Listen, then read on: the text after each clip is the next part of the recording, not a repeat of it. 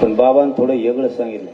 बाबा म्हणले, मी त्यांना असं म्हणलं की तुम्हाला जितके पैसे कमी पडतील तितके सांगा. माझ्याजवळ एक उभा नाही बाबा. तुम्ही तसं म्हणल्यावर लोकांना वाटतं फाळका फिळका आणलं काय येणे एखादं नसल्याला लोच्या माया मागा लागन तिसरा. ते मंत्री आमदार सरकार प्रामाणिक व्यासपीठावरून सांगतो, सगळे ऐकतेत म्हणून म्हणलं. शंभूराजे देसाई साहेबांनी सांगितलं की एका दिवसात निधी तुमचा. मंत्री महोदय ऐकतेत, त्यांना सांगितल्यावर देवस्थानाला द्यायला ते पण कमी पडत नाहीत, मी पण पडणार. म्हणून त्या शब्दानं म्हणलो होतो मी. तुम्ही मनाने असं जर म्हणता मी खिशातून देईन म्हणून माझ्या खिशात 8 आणा बी नाही. तुम्हाला काय सांगू, या गाडीवाल्याने जर मला इथं सोडून दिलं ना एसटीनंच जावं लागेल. मी आयुष्यात फक्त इमानदार राहिलो. तुमच्या रक्तामासाचा आहे. तुमचे मान खाली होईन असं एक बी पावली उचललेलं नाही मी, एक पाच. आणि आयुष्यात कधी उचलणार बी नाही. त्या दिवशी बी काहीतरी झालं इथं, बाबाला फोन केलता. म्हणलं यायचं काय बाबा, विचारा ते इथंच आहेत. नाही म्हणले, झालं ते थोडं हे होतं. पण एक सांगतो महाराज, कधीही संकट येऊ द्या, तुम्ही हाक मारा, सगळ्यात अगोदर आम्ही उभे राहू. वारकरी संप्रदायावरती देवधर्मावरती जे काय संकट येईल ते आम्ही आमच्या अंगावरती घ्यायला तयार आहे. पण सगळेच तसे नसतात, 4-2 असतात. बाकी सगळ्या जाती धर्माचे लोक एकमेकात गुन्हे गोविंदाने लागतात. 4-2 जण असतात. ते 4-2 जण आहेत ना, तेवढ्यालाच हिसका दाखवायचा. सगळ्यांना दाखवून काही उपयोग होत नाही. सगळे गुन्ह्या गोविंदाने नांदतात. आणि तसं संकटच आलं तर तुम्ही त्याची काळजीच नाही करायची. आम्ही कशाला आहे, आम्हाला दुसरं काही कामच नाही. आता काय केस फीस झाले तर आम्हाला काय नोकऱ्या लागणार नाही. म्हणून ते जे व्हायचं असेल ते होईल. पण ज्यांनी केलं फक्त त्याच्यासाठी, बाकीच्यांना वेटीस धरायचं नाही. बाकीच्यांचा काय दोष नसतोय. आम्ही वारकरी संप्रदायाच्या शब्दाच्या पुढे कधी गेलो नाहीत, जाणार पण नाहीत. पण बाबाजी, आम्ही तुम्हाला कधीच सांगू नये. पण मला वाटतंय शिष्य म्हणून तुम्हाला एक सांगायचा अधिकार आहे, तेवढं मात्र सांगतो. आमचे जाधव बाबाजी बी हमेशा असतात, नाना महाराज पण असतात. पण बाबाजी, तुम्हाला एक सांगायचं, कधी गुरूंना देवांना कधी सांगायचं नसतं. ही वारकरी संप्रदायाच्या व्यासपीठाचा नियम आहे.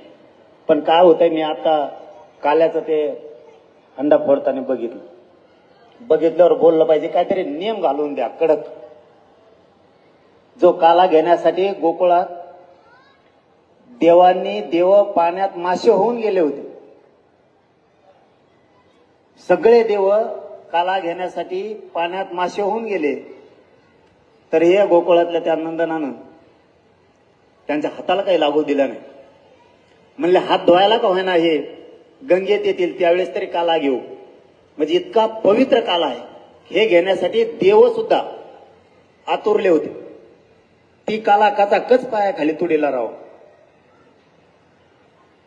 मग मलाही तू राग आणि बोललं ना तर लोकांना वाटतं हे काय, एक कण सुद्धा व्हायला नाही जाऊन दिला पाहिजे आपण काल्याचा. एक कण.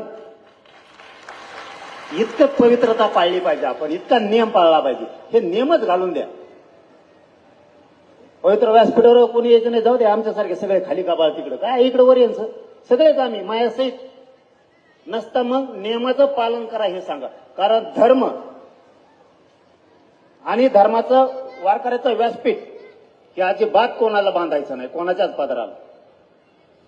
वारकरी संप्रदाय आणि धर्मानं जे सांगन ते पक्षाने ऐकलं पाहिजे. थोडं उलट व्हायला लागलं.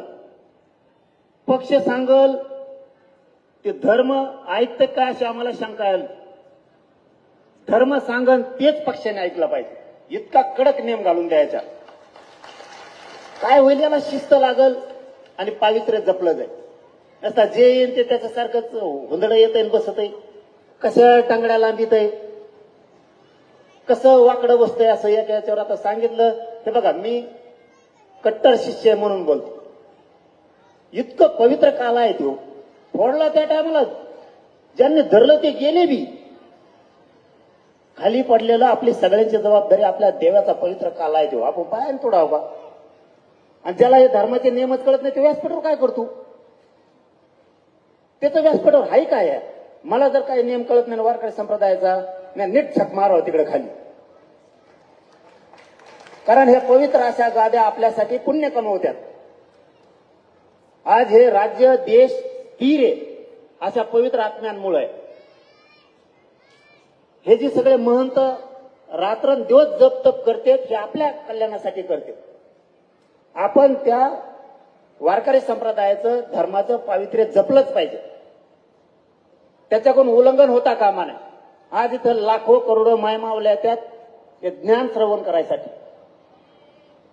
आणि शेवटी काही जणांकडून माझ्या सहित सगळ्याकडून असं काही न कळत होतं. एक नियमावली जर घातली ना त्याच्यात सगळे वागतील. आपण धर्माचे वारकरी संप्रदायाचे शिष्य आहेत. आपण त्याच्यात वाढलोय आणि सगळ्यांनी जोपर्यंत कीर्तन चालू आहे ना तोपर्यंत त्या गावात कुणी दारू नाही प्यायला पाहिजे, कुणी मांस फीस खाल्लं नाही पाहिजे. त्या गावात एक नियम ठेवला पाहिजे आणि सगळं ऑटोमॅटिक बंद होईल. आपलं कसा बी पेनारा आला एका बाबाला बेजार करून टाकतो आणि ते थेटीत थोडी येतं. आता मला नाव नाही सांगायचं पण एक मोठे महंत होते, त्यांचं कीर्तन चालू होतं. एका बेवड्याने इतकं बेजार केलं ते बाबा शेवटी म्हणले कीर्तन बंद करू का? कशाला बसतो रे आपण सगळे खाली हे ऐकून घ्यायसाठी. जर बाबांवरती ही वेळ येणार असली मी कीर्तन बंद करू का? आपण नुसते तोंडावर करून बघणार फक्त. त्या धर्माचं त्या वारकरी संप्रदायाचं महंतांचं त्यांना काही त्रास आहे का हे आपण बघितलं पाहिजे ना सगळ्यांनी. आपण धर्मानं दिलेल्या नियमाचं सगळ्यांनी पालन केलं पाहिजे. काही काही ठिकाणी असं होतंय मग ते त्या दिवशी प्यायचं नाही, शक्यतो पिऊच नका राव. ते आता तरी कशाला घालू, शक्यतो पिऊच नका.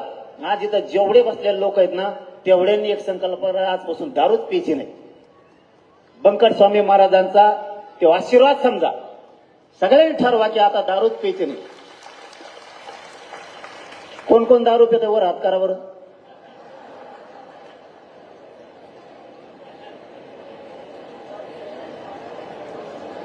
आता इतक्या जणांना विचारल्यावर तुम्ही काय वर हात करता?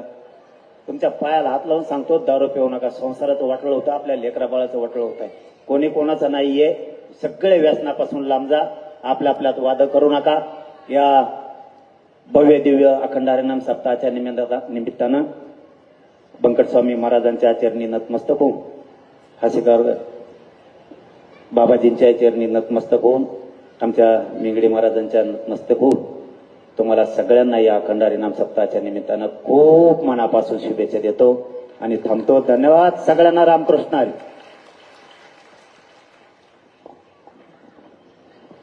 धन्यवाद दादा.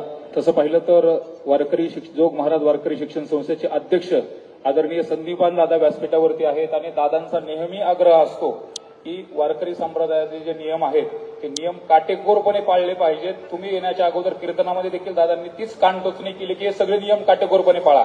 आपण केलेली जी सूचना आहे त्याचं देखील इथून पुढे पालन 100% केलं जाईल.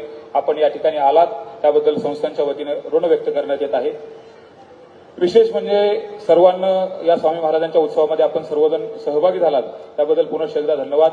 यानंतर बरोबर हे आरती झालेली आहे. नामदेव तुकाराम नंतर पंक्ती बसतील, 2 वेगवेगळ्या पंक्ती बसतील. माता भगिनींच्या पंक्तीला माता भगिनींनी वाढायचं आहे आणि पुरुष मंडळीच्या पंक्तीला पुरुष मंडळी